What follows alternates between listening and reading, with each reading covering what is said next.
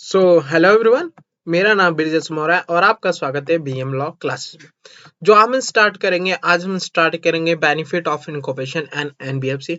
हम जो चैप्टर 8 पढ़ रहे थे financial service organisation and registration process, उनका हमने सबसे पहला पॉइंट हमने एनबीएफसी कंप्लीट कर लिया था। एनबीएफसी जो कंप्लीट करा था उसमें हमने ये पढ़ा था कि एनबीएफसी कितने प्रकार की होती है, क्लासिफिकेशन क्या है एनबीएफसी के, और क्या ऐसी चीजें हैं जो एक एनबीएफसी को बैंक से डिफरेंट एनबीएफसी होती है। सिंपल। तो आज हम पढ़ेंगे benefit of incorporation and NBFC. अब जब किसी भी नॉन बैंकिंग फाइनेंशियल कंपनी है उसे हम इनकॉर्पोरेशन करवा लेते हैं तो क्या क्या बेनिफिट मिलेंगे उसकी बात हम करेंगे। स्टार्ट करने से पहले अगर आपने इस चैनल को सब्सक्राइब नहीं करा तो प्लीज सब्सक्राइब कर ले, जिससे आपको regular update of the video या फिर सीएस एग्जीक्यूटिव हो या फिर सीएसईईटी हो, उससे आपको रिलेटेड वीडियो मिलती रहेगी। चलिए स्टार्ट करते हैं। पहला जो बेनिफिट है, सबसे पहला बेनिफिट है कंपिटिटिव इंटरेस्ट रेट। अब कंपिटिटिव इंटरेस्ट रेट की बात करूं तो जो बैंक अगर आप बैंक से लोन लेते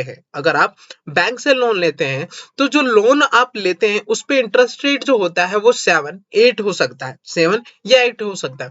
तो जो एनबीएफसी है, अगर आप एनबीएफसी से बैंक छोड़ के एनबीएफसी से लोन लेते हैं तो जो एक बैंक है, जो बैंक इंटरेस्ट रेट चार्ज करती है उससे कम एक एनबीएफसी करेगी। सबसे पहला यही है competitive interest rate. Rate of interest is one of the main aspect all type of loan. Agar all type of loan, non-banking finance sector have started to concentrate on this area in the recent decade and having brought down the interest rate. जो interest rate charge करती है against the loan वो सबसे कम करा गया है to the either, या तो बैंक जो लैंड करती है उससे रेट होगा या फिर उससे लोअर होगा जो बैंक रेट अपना चार्ज करती है। Now, with all other benefit, when rate of interest is also lower, borrowed fund is this more easy and affordable. This has also resulted in the lower EMI, equivalent monthly installment for the borrower. और ये interest rate, अगर आप कोई भी assets EMI पे लेते हैं, जैसे आप जाते हैं कभी भी बाहर तो आप फोन EMI पे खरीदने लग गए हैं, फ्रिज जैसी चीजें, या फिर कोई भी असेट, तो आप जब ईएमआई पे करते हैं तो उस पे भी चार्ज लगता है। तो अगर वो भी एनबीएफसी कम चार्ज करता है। सिंपल। बात करते क्विक प्रोसेसिंग। अब at a bank it is very important to that applicant should fulfill the eligibility criteria, but NBFC are the lenient मतलब easy in this aspect. This make loan approval easier, smoother process and the quicker. Simple सी बात, जब bank से आप loan लेने जाते हैं तो आपको क्रेडिट रेटिंग देखती है, ठीक है, आप सही हैं, आपसे सिक्योरिटी लेती है, ये सारी चीजें एक बैंक करती है मगर उसी बैंक के ना जाके आप एनबीएफसी के पास जाते हैं तो ये सारी चीजें ज्यादा वो नहीं करती। आपको सोचती है कि आपको ज्यादा प्रॉब्लम ना हो और आपको आसान तरीके से लोन प्रोवाइड हो जाए। तो इसमें आता है क्विक प्रोसेसिंग। दूसरी चीज है less rule and regulation. NBFC are incorporation under the Company Act through the regulated by the Reserve Bank of India. The rule and regulation for the lending are not strength as a bank, and this help the borrower to get loan in easy, and in view of the less complicated loan processing requirement, borrower are highly certified. Simple सी बात है, जो अगर आप bank से loan लेने जा रहे हैं तो आपको रूल रेगुलेशन बहुत ज्यादा फॉलो करने पड़ते हैं, मगर वही आप एनबीएफसी से लोन लेने जा रहे हैं तो आपको बहुत कम रूल रेगुलेशन फॉलो करने पड़ेंगे।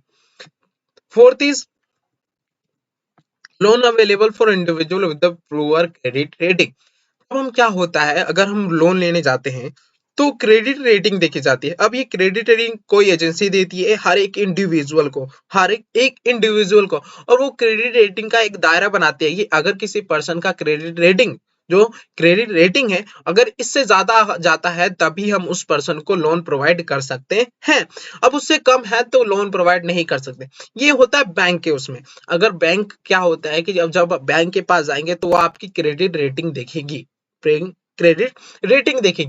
जो क्रेडिट रेटिंग देखने के बाद ही आपको लोन देगी। अगर आपका लोन क्रेडिट रेटिंग की जो मिनिमम है रिक्वायरमेंट है उससे कम होता है तो आपको लोन नहीं मिलेगा। मगर वही आप अगर वही आप बैंक ना छोड़ के एनबीएफसी के पास जाते हैं तो आपको लोन पुअर क्रेडिट रेटिंग में भी आपको लोन मिल सकता है। तो यही है loan available for individual with the poor credit rating.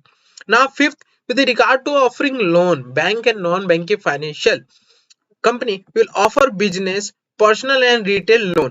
अगर आपको किसी भी पर्सनल हो, बिजनेस से रिलेटेड हो या फिर रिटेल लोन हो, वो भी प्रोवाइड करता है एक एनबीएफसी। सिंपल ना। तो ये थे हमारे 5 बेनिफिट अगर कोई भी एनबीएफसी इनकॉर्पोरेटिंग हो जाती है तो। पहला competitive interest rate, second is quick processing, third is less rule and regulation, fourth loan available for the non for the individual with the poor credit rating, और फिफ्थ इज जो NBFC है वो आपके बिजनेस के लिए भी, retail के भी है, पर्सनल यूज के लिए भी लोन प्रोवाइड करती है।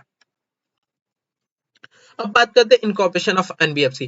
अब हम जब पता चल गया कि हमें बेनिफिट क्या क्या मिलते हैं एक एनबीएफसी को इनकॉर्पोरेशन करवाने से, तो अब हम पता करेंगे कि आखिर एक एनबीएफसी को इनकॉर्पोरेशन करवाते हैं कैसे हैं। Now procedure for the incorporation or non-banking financial company is the same as the other company for run for the approval of name should contain the financial as principal activity their business to be stated in the memorandum of association। अब ये क्या होता है कि अगर non banking financial company है, सबसे पहले उसे इनकॉर्पोरेशन करवाना होगा under section 3 of the company act 2013। यहाँ under section 3 of the company act 2013 जब उससे रजिस्ट्रेशन करवाना पड़ेगा तो उसे फॉर्म रन भरना पड़ेगा for the approval of name should contain financial as principal activity. और जब वो रन फॉर्म भरेगी तो उसकी फाइनेंशियल एक्टिविटी, प्रिंसिपल एक्टिविटी क्या है वो भी उसमें लिखा होना चाहिए एज पर द जो मेमोरेंडम ऑफ एसोसिएशन में लिखा होना चाहिए। Second, since the net on fund of the entity should not be less than 2 crore, अगर जो इनकॉर्पोरेशन करवाने जा रही है अंदर द कंपनी एक्ट 2013 तो उसका नेट ऑन फंड जो है वो 2 करोड़ से ज्यादा 2 करोड़ से कम नहीं होना चाहिए। And it must ensure that the authorised share capital of the NBFC not less than 2 crore, और जो उसका ऑथराइज्ड कैपिटल है वो भी 2 करोड़ से कम नहीं होना चाहिए। नाउ हमने इनकॉर्पोरेशन करवा लिया, सिंपल सी बात है, जैसे सिंपल एक कोई कंपनी को इनकॉर्पोरेशन करवाते हैं वैसे ही हम एक एनबीएफसी को भी अंडर कंपनी एक्ट करवाएंगे। अब बात करते हैं रजिस्ट्रेशन का। अब बात करते हैं registration procedure with the reserve bank of India. क्या होता है जो सेक्शन 45 आई ए में हमें रजिस्ट्रेशन करवाना है आरबीआई एक्ट के अंदर, तो उसके प्रोसेस क्या है इसकी बात करते हैं। After incorporation of the company हमें पहले क्या करवाना है, कंपनी एक्ट के अंदर इनकॉर्पोरेशन करवानी है। उसके बाद the NBFC must obtain the certificate of registration before applying for the registration the company should install following। अब जब एनबीएफसी ने कंपनी एक्ट के अंदर रजिस्ट्रेशन इनकॉर्पोरेशन करवा ली तो रजिस्ट्रेशन करवाना पड़ता है रिजर्व बैंक ऑफ इंडिया के अंदर। उसे रिजर्व बैंक ऑफ इंडिया से ऑब्टेन करना पड़ता है सर्टिफिकेट ऑफ रजिस्ट्रेशन। अब जब सर्टिफिकेट ऑफ रजिस्ट्रेशन के लिए अप्लाई करने जा रही है तो सबसे पहले उसे कुछ फॉलोइंग कंडीशन कंप्लाई करने होते हैं। सबसे पहले कंडीशन क्या है कि should have the minimum 1 director. क्या होना चाहिए, सबसे पहले एक डायरेक्टर होना चाहिए फ्रॉम द एनबीएफसी बैकग्राउंड या फिर senior banker as a full time director in the company. अब जो 1 डायरेक्टर वो अपॉइंट करेगी, जो 1 डायरेक्टर एनबीएफसी अपॉइंट करेगी, उसका एनबीएफसी जो डायरेक्टर अपॉइंट करेगी वो एनबीएफसी बैकग्राउंड से होना चाहिए। इसका मतलब वो किसी एनबीएफसी में काम करना होना चाहिए या फिर किसी सीनियर बैंकर होना चाहिए as a full time director, तो वो डायरेक्टर अपॉइंट करेगी NBFC. Then clean CBIL record होना चाहिए और अंडरस्टैंडिंग ऑफ द एनबीएफसी और फाइनेंस बिजनेस। एनबीएफसी क्या होता है, फाइनेंस बिजनेस क्या होता है ये भी पता होना चाहिए एक एनबीएफसी को। Next, according to section 45 IA of the RBI, non-banking financial company shall commence or carry on business of non-banking financial institution only after क्या बोला था, obtain of certificate of registration from the Reserve Bank of India and the having not net on fund no ₹2 crore होना चाहिए, तभी कोई भी NBFC अपनी business को स्टार्ट कर सकती है। नाउ अब टू obviate dual regulation, दो डबल रेगुलेशन हटाने के लिए certain category of NBFC which are regulated by the other regulator are exempt from the requirement of registration. अब जो अलग कैटेगरी के एनबीएफसी हैं, अलग कैटेगरी एनबीएफसी है, उन्हें रजिस्ट्रेशन नहीं करवाना पड़ेगा अंडर द आरबीआई एक्ट अगर वो किसी और अथॉरिटी से रेगुलेट होते हैं। जैसे venture capital fund, merchant banker, company, stock broker किससे होते हैं? सेबी से। सिंपल। इंश्योरेंस कंपनी किससे होते हैं? आईआरडीए से।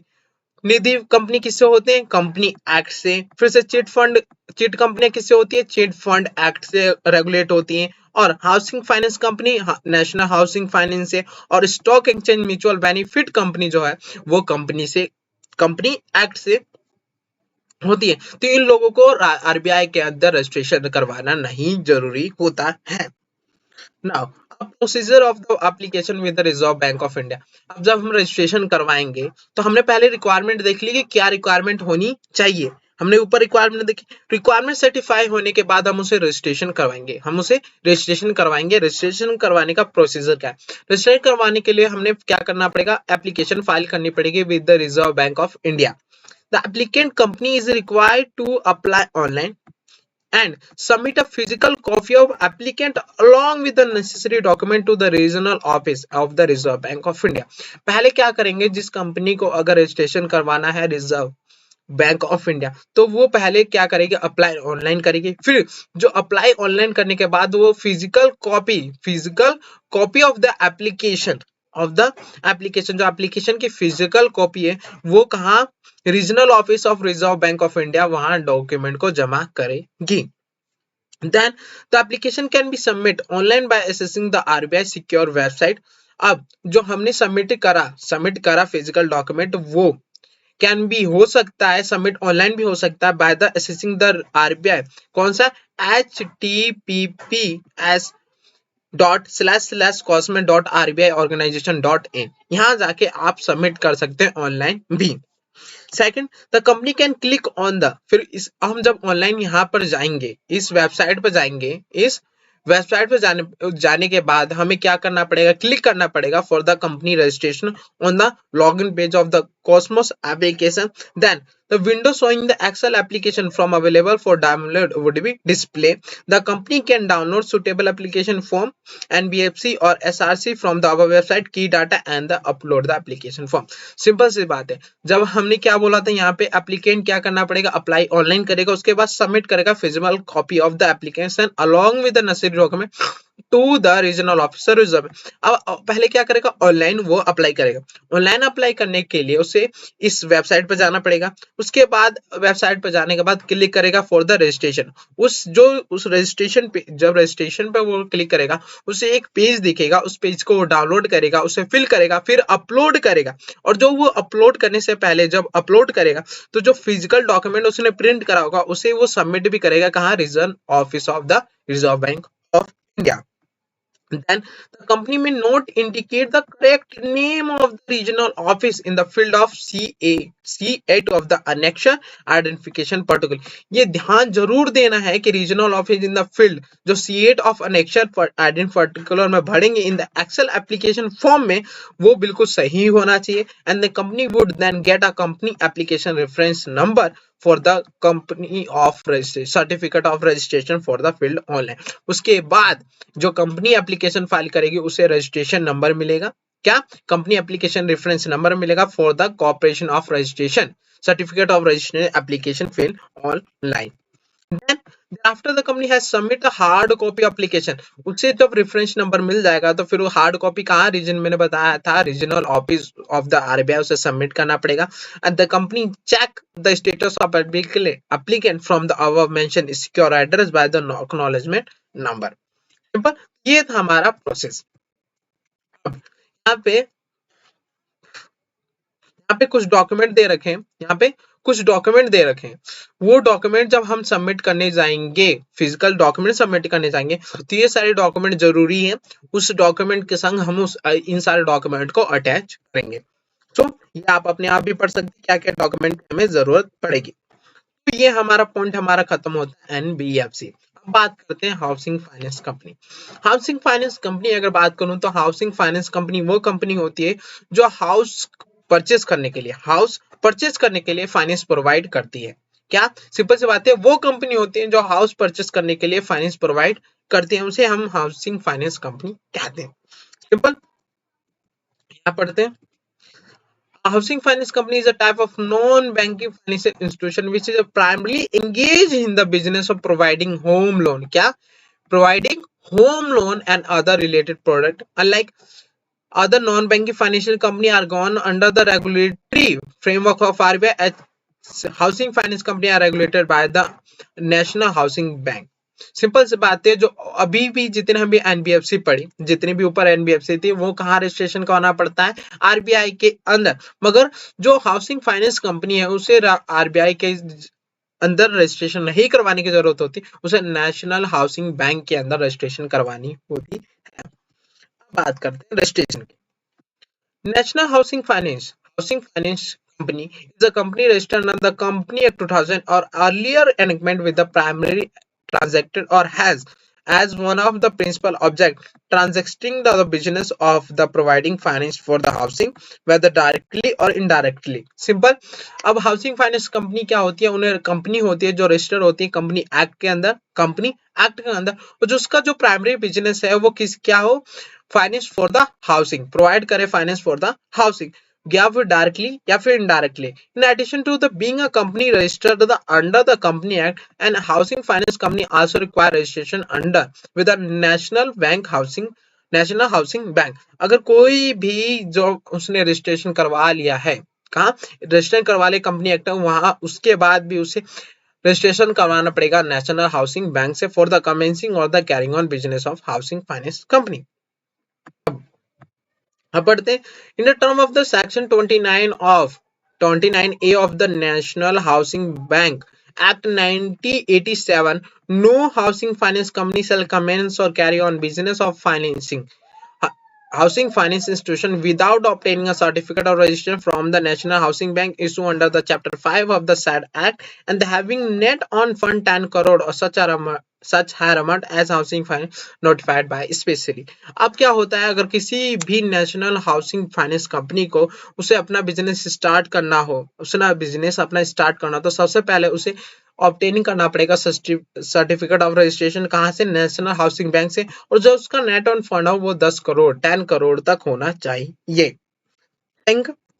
Now benefit of incorporation of housing finance company. अब उससे अगर कोई भी हाउसिंग फाइनेंस कंपनी है उसे इनकॉर्पोरेशन करवा लेते हैं अंडर कंपनी एक्ट 2013, तो क्या क्या बेनिफिट मिलेगी? पहला, macro environment is extremely favorable for the housing finance. The Modi government incentive in term of the allocation related to Pradhan Mantri Awas Yojana for the 23,000 crore would be provided to much needed momentum to the sector। अब जितने भी housing finance company जो जो incorporation करवा रखा है प्रधानमंत्री आवास योजना के अंतर्गत 23,000 करोड़ प्रोवाइड करा गया हाउसिंग फाइनेंस कंपनी को, जो लोगों को लोन प्रोवाइड कर सके कि वो अपना घर बना सके।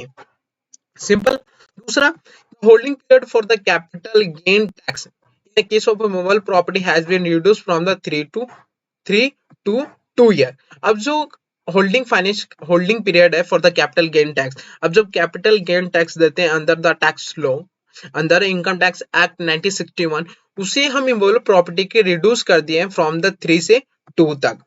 Simple. It is expected to reach several association benefit and advantage of digital document, जो इसे बहुत सारे क्या होते हैं कि आप डिजिटली, आप फिजिकली ना जाके डिजिटली आप डॉक्यूमेंट सबमिट कर सकते हैं, ठीक है, वो भी एक प्रोवाइड करते हैं हाउसिंग फाइनेंस कंपनी को अगर वो इनकॉर्पोरेशन हो जाती है ना। ये थे हमारे कुछ बेनिफिट, ज्यादा खास नहीं थे। अब बात करते हैं थोड़ी हम हाउसिंग फाइनेंस कंपनी, हमने इनकॉर्पोरेशन करवा ली सिंपल। अब उसको हम जब इनकॉर्पोरेशन करवाने के बाद हम उसका रजिस्ट्रेशन प्रोसेस देखते हैं। इनकॉर्पोरेशन करवाने का वही सिंपल है, जितने भी कोई भी कंपनी, अगर जब उसे कोई भी कंपनी या फिर कोई भी एनबीएफसी की बात करूं, अगर उसे रजिस्ट्रेशन करवाना है, इनकॉर्पोरेशन करवाना है under the company act 2030, simple process होता है जैसे और भी कंपनियां होते हैं। सबसे पहले उसे रन फॉर्म भरना पड़ता है, अप्रूवल ऑफ नेम, और उसे अपना बिजनेस एक्टिविटी भी बताना पड़ता है। जो बिजनेस एक्टिविटी वही होना चाहिए जो मेमोरेंडम ऑफ एसोसिएशन में दिया हो। सिंपल। जब उसने वो करवा लिया, क्या इनकॉर्पोरेशन करवा लिया, तो उसके बाद उसे क्या करवाना होता है? जब उसने इनकॉर्पोरेशन करवा लिया अंडर द कंपनी एक्ट 2013 तो फिर उसे रजिस्ट्रेशन करवाना होता है। अब रजिस्ट्रेशन करवाने के प्रोसेस को देखते हैं। सिंपल, रजिस्ट्रेशन करवाने का NBFC and national housing finance after certify itself on the fulfillment of the following condition provided under the subsection 4 of the section 29A national में grant a certificate of registration। कब उसे grant of certification certificate और registration मिलेगा? जब वो following condition comply करेगा जो दिया हुआ है section 4 of the section 29A। अब वो क्या क्या कंडीशन है? An housing finance company is or shall be in position to pay its present or future deposit in full and when their claim occur। Simple सी बात है, जो housing finance company है इस पोजीशन पे होनी चाहिए कि जितने भी उसके अभी डिपॉजिटर है या फ्यूचर में डिपॉजिटर आने वाले, जो वो अपना डिपॉजिट क्लेम करें, जब वो अपना डिपॉजिट क्लेम करे तो उसे पे करने के लायक हो, वो पे करने के लायक होनी चाहिए। Affairs of an H housing finance company are not being or not likely to conduct in a manner detrimental to interest of the present or future depositor। अब जो हाउसिंग फाइनेंस कंपनी का है, जो वो अपना बिजनेस चला रही है, जो अपना बिजनेस चला रही है, वो ऐसा नहीं होना चाहिए कि जो डिपॉजिटर है उनके लिए हानिकारक हो, उनके लिए हानिकारक हो। General collector of the management, general collector of the management जो है वो भी नहीं होना चाहिए जिससे prejudicial to the public interest या फिर इंटरेस्ट ऑफ डिपॉजिटर। जो general character of the management है, जो मैनेजमेंट हमारा है, वो इस तरीके से नहीं होना चाहिए या फिर डिपॉजिटर को या फिर पब्लिक को हानिकारक, उसको पब्लिक को या फिर डिपॉजिटर को हानिकारक पहुंचे। दूसरा, has adequate capital structure and earning prospectus, इसके पास कैपिटल स्ट्रक्चर बिल्कुल सही तरीके से कैपिटल स्ट्रक्चर हो कि कितना इक्विटी, कितना शेयर्स, कितना डेप्ट होना चाहिए हमारी कंपनी में, और जो अर्निंग प्रोस्पेक्टस है वो भी बिल्कुल सही तरीके से होना चाहिए। Then public interest shall be served by the grant of certificate of registration to NBHFC commence or query of business, and grant of certificate of registration shall not be prejudicial to the operation and growth of the housing finance sector of the country। Simple, तो अगर किसी भी कोई भी NB sorry housing finance company को अगर हम certificate दे रहे हैं, सर्टिफिकेट ऑफ दे रहे हैं, ग्रांट कर रहे हैं, तो ऐसा नहीं होना चाहिए कि जो ग्रांट करने से हानिकारक पहुंचे किसी और भी नेशनल हाउसिंग बैंक को या फिर हाउसिंग फाइनेंस कंपनी को। Then any other condition fulfillment which is a opinion of the national housing bank shall be necessary to ensure। Simple, ये थे हमारे कुछ हमारे कंडीशन जो फुलफिल करेंगे तभी हमें ग्रांट सर्टिफिकेट ऑफ रजिस्ट्रेशन मिलेगा। किसके अंदर? सब सेक्शन 4 ऑफ सेक्शन 29 के अंदर। बात करते हैं जो हमने एक्सप्लेनेशन दे रखा है नेट ऑन फंड की। नेट ऑन फंड की हमने पढ़ा था 10 करोड़ होना चाहिए। नेट ऑन फंड कितना होना चाहिए? 10 करोड़ होने चाहिए किसी भी national housing bank housing finance company की। उसके नेट ऑन फंड की डेफिनेशन क्या है? Explanation to section 29 and not on fund means aggregate of the paid up equity capital and free reserve। aggregate क्या होना चाहिए? paid up equity capital कितना है और free reserve, इन दोनों को जोड़ के and disclose in the latest balance sheet of the housing finance institution after the deducting therefrom। अब जो equity paid up share capital free reserve है, ये हमारा दोनों को जोड़ेंगे, दोनों को प्लस करेंगे, उसके बाद इन दोनों को प्लस करने के बाद हम क्या माइनस करेंगे उसके ध्यान देते हैं। अक्यूमुलेटेड बैलेंस ऑफ लॉस है उसे माइनस करेंगे, डिफर्ड रेवेन्यू एक्सपेंडिचर उसे माइनस करेंगे, और अदर इंटेंजिबल असेट्स है उन्हें माइनस करेंगे। तो second, further reduce by the amount representing, और हम डिडक्ट करेंगे उसकी बात करते हैं।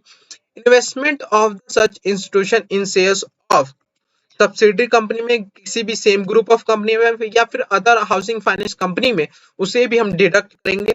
और book value of debenture bond outstanding loan and advance made to and deposit with the subsidiary of the company and company in the same group extend amount exceed 10% of the above, इन सब को minus करने के बाद इसमें से equity and free reserve में से, equity and capital and free reserve में से माइनस करने के बाद जो भी बचेगा उसे हम नेट ऑन फंड का दायरा देंगे जो दिया गया है सेक्शन 29 एक्सप्लेनेशन ऑफ सेक्शन 29 में।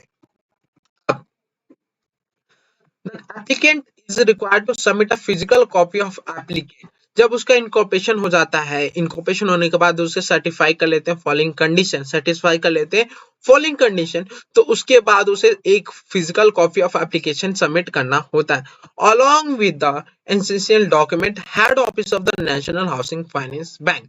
अब उसे जब उसने इनकॉर्पोरेशन करवा लिया, फॉलोइंग कंडीशन उसने कंप्लाई करनी है, तो उसे physical copy of application submit करना होता है कहाँ पे, head office of the National Housing Finance Housing Company Bank. Company is also required to demand draft for the rupees 10,000 और वो डिमांड ड्राफ्ट डिपॉजिट भी करेगी कितने रुपए का, कितने रुपए का, 10,000 रुपए का। Fill in physically copy of application form along with the necessary enclosure state in the R website, और उसे फिल भी करना पड़ेगा फिजिकली कॉपी एप्लीकेशन फॉर्म को in duplicate along with the necessary enclosure state कहाँ पे, http://www.nhb.organizationregulationapplicator.php यहाँ पे सबमिट करना पड़ेगा। Then indicative checklist to the document required submit also provide heading of the instruction filling of the in the same page. Simple, ये हमारा procedure होगा after the fulfil of the condition. आज के लिए हमारे लिए इतना ही काफी है। नेक्स्ट वीडियो में पढ़ेंगे असेट्स रिकंस्ट्रक्शन कंपनी। तो आज हमने नेशनल हाउसिंग फाइनेंस और बेनिफिट और एनबीएफसी का कैसे रजिस्ट्रेशन इनकॉर्पोरेशन करवाना है इसकी बात हम कर चुके हैं। तो आज के लिए इतना ही काफी है, मिलते हैं नेक्स्ट वीडियो में। Thank you so much.